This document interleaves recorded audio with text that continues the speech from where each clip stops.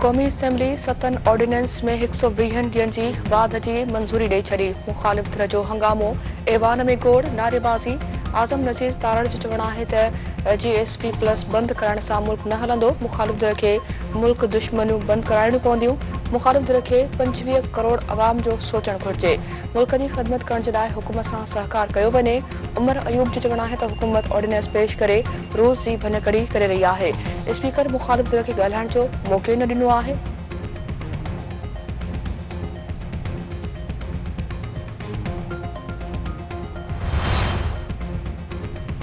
IMF तरफ़ां PIA ऐं हुकूमती मिल्कियती इदारनि खे खांगाइण बाबति प्लान तलब।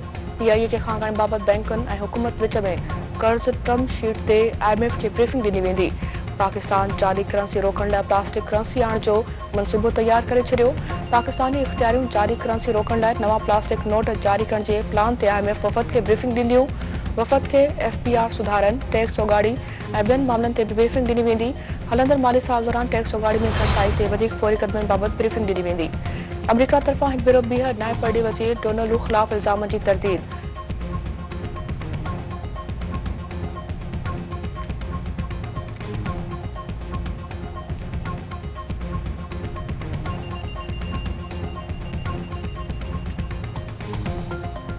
मैथ्यू मिलर जो चवणु आहे त डोनाल्ड ख़िलाफ़ इल्ज़ाम कूड़ा आहिनि।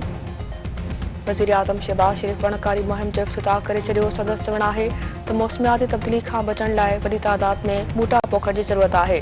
वणकारी मुहिम समूरे मुल्क में पखिड़ण जे लाइ कोशिश कई वञे।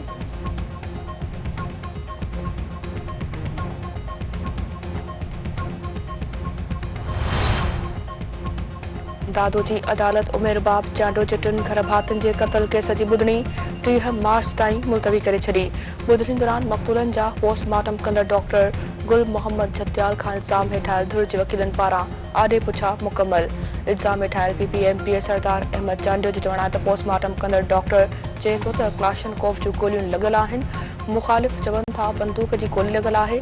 खेनि फासाइण लाइ पंहिंजी हर शइ विञाईंदा।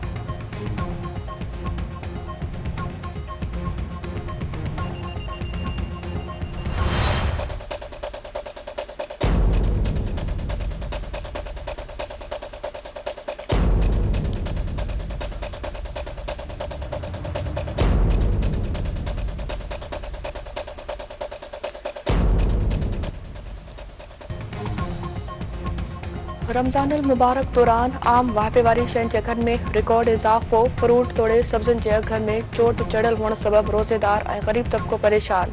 इंतिज़ामिया सरकारी अघनि ते अमल न कराए सघी। काज़ी अहमद में महांगाई खां बेज़ार पुलिस एहलकार जूं दाऊं करण जी वीडियो सोशल मीडिया ते वायरल।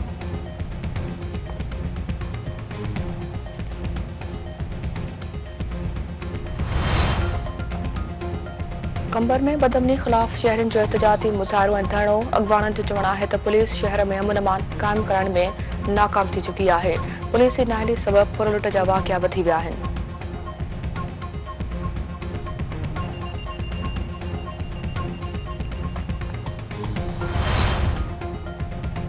कुंडरी वेझो 2 ॿरनि जी ॿाड़ी घर ॿाहिरां रांदि कंदे वाटर कोर्स में ॿुॾी फौत। राणी कॉलेज इलाज घर पहुचण ते कोहराम मची वियो।